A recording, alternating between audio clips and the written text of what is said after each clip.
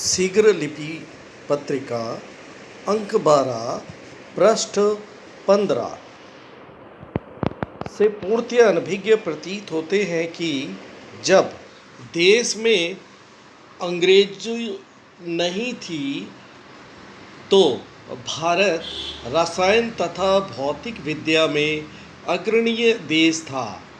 जब किसी विदेशी भाषा के माध्यम से विज्ञान पढ़ाया जाता है तो वह बोझिल, नीरस और अरुचिकर हो जाता है।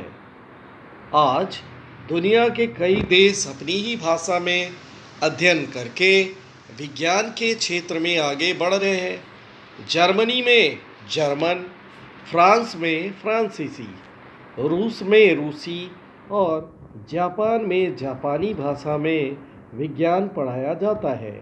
विज्ञान का जितना गहरा चिंतन रूसी भाषा में है उतना किसी अन्य भाषा में नहीं है।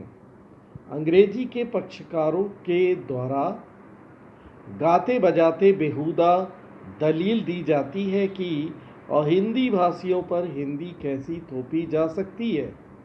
इसी तरह की दलील देने वाले यह भूल जाते हैं कि अंग्रेजी से अनभिज्ञ करोड़ों लोगों पर अंग्रेजी थोपना कहाँ तक न्यायोचित है। हिंदी तथा दक्षिण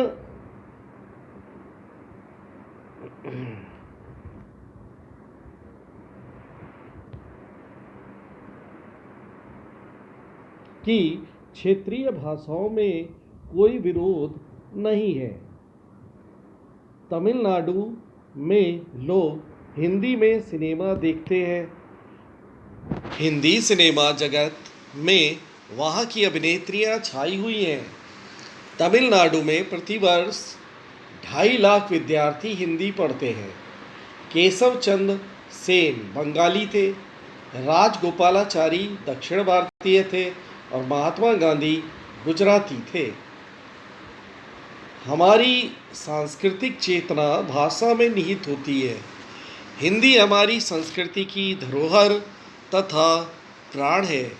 इसमें राष्ट्रीय एकता, अखंडता तथा भाषाई सौहार्द के नुपुर झंकृत होते हैं। हिंदी में देश की मिट्टी की गंध है।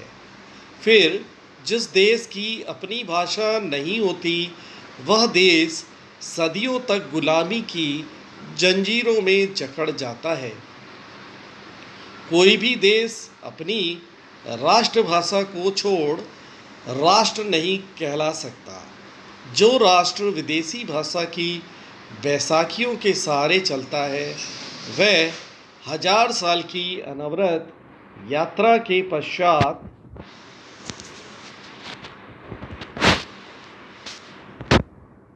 भी अपने को वहीं खड़ा हुआ पाता है जहां से उसने पहला कदम रखा था। अंग्रेजी दिवस पर परंपरागत कर्मकांड, सेमिनार तथा संगोष्ठियों को आयोजित करने की बजाय हमें गहनता से सोचना चाहिए कि हम अंग्रेजी की बैसाखी कब तक ढोते रहेंगे तथा राष्ट्र के भाल पर हिंदी की बिंदी कब सुशोभित होगी। हिंदी का प्रश्न राष्ट्र की प्रतिष्ठा का प्रश्न है। अगर हमारे पास अपनी स्वयं की भाषा नहीं है तो हम उन प्रश्नों को जीवित नहीं रख पाएंगे जो राष्ट्र की अस्मिता के लिए अपरिहार्य होती है। श्री शंकर दयाल सिंह, उपाध्यक्ष, संसदीय राजभाषा समिति के विचार।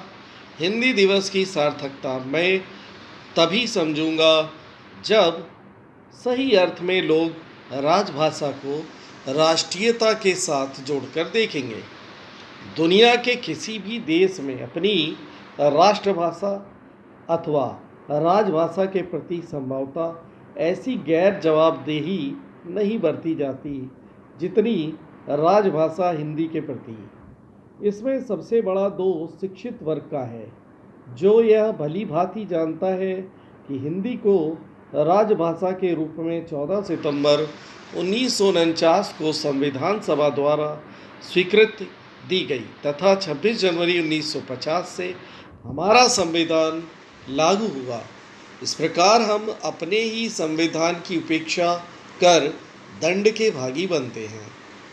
संसदीय राजभाषा समिति की सिफारिशों की जांच पड़ताल के बाद राष्ट्रपति द्वारा जो आदेश जारी किए गए उनका भी पालन सरकारी कार्यालयों में न होना क्या प्रमाणित करता है। उसके भी पहले जब राजभाषा अधिनियम पारित किया गया 1968 में संसद ने भारतीय भाषाओं के संबंध में जब